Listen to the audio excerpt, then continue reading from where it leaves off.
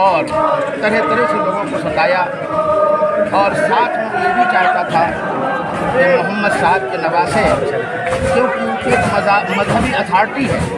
اگر وہ میرے ساتھ آ جائیں گے تو ہمارے تمام کرتوتوں پر مذہب کا لیبل لگ جائے گا۔ آپ دیکھیں کہ ایک شاسک، ایک حکمراں جس کے ہاتھ میں سب کچھ تھا، اور اس وقت کی پبلک اس کے ڈر اور خوف کے سامنے اس کے سامنے سرنگوں ہو چکی تھی۔ اگر ایک انسان اس کی بیعت نہ کرتا تو کیا ہو جاتا، لیکن یزید بھی جانتا تھا کہ یہ ایک انسان نہیں ہے، کیونکہ پرافٹ محمد کے نواسے ہیں۔ اسی لیے اس نے کہا کہ آپ میرے ہاتھ پر ہاتھ دے دیں، میرا ساتھ دیں،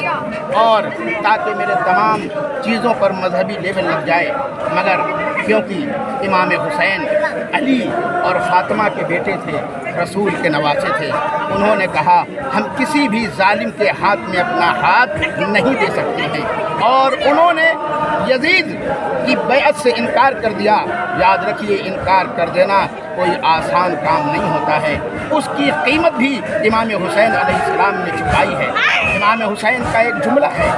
جو آپ نے کائنات کے، دنیا کے تمام انسانوں کے لیے دیا ہے، کہ ظلم کے خلاف جتنی دیر سے اٹھو گے اتنی زیادہ تم کو قربانیاں دینی پڑیں گی۔ یہی وجہ ہے کہ امام حسین علیہ السلام نے اپنے 6 مہینے کے بچے کو نچھاور کرنا انسانیت کے اوپر گوارا کر لیا، مگر یزید جیسے کے سامنے اپنے سر کو نہیں جھکے۔ یہی وہ میسج تھا، یہی وہ پیغام تھا کہ امام حسین علیہ السلام کو آج دنیا کی ہر قوم مانتی ہے، چاہے وہ ہندو ہوں، چاہے وہ مسلمان ہوں، چاہے وہ سکھ ہوں، چاہے وہ عیسائی ہوں۔ فقط امام حسین کا یہ پرچم ہے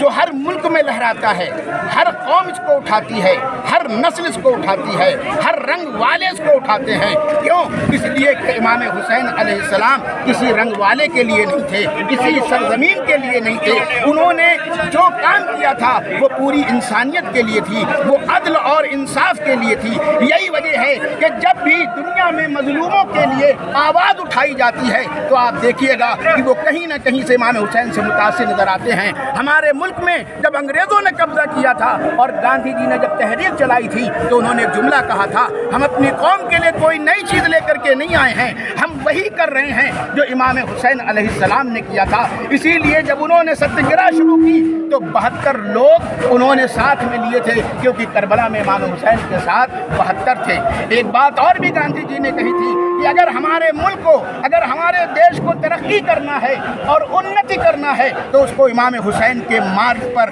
امام حسین کے راستے پر چلنا ہوگا۔ ساؤتھ افریقہ کو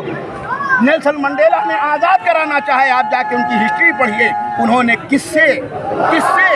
آزادی کی تحریک سیکھی۔ تو اس کا مطلب ہے کہ اگر ساؤتھ افریقہ کا کالا اگر بھارت کے گاندھی جی امام حسین کی آواز پر آواز اٹھاتے ہوئے ملک کو آزاد کراتے، تو اس کا مطلب ہے کہ حسین کی آواز پوری انسانیت کی آواز تھی۔ اور بس آخری بات جو میں کہنا چاہتا ہوں، آج بھی اگر ہمیں دنیا کے ظالمین کا اور یزید کا اور راون کا مقابلہ کرنا ہوگا تو اس کے لیے حسین ابن علی ہی وہ شخصیت ہیں کہ جن کے راستے پر چلتے ہوئے ہم دنیا کے تمام مظلوموں کو جو ہے ان کو ان کا حق دلا سکتے ہیں اور ظالمین کے ظلم سے لوگوں کو بچا سکتے ہیں۔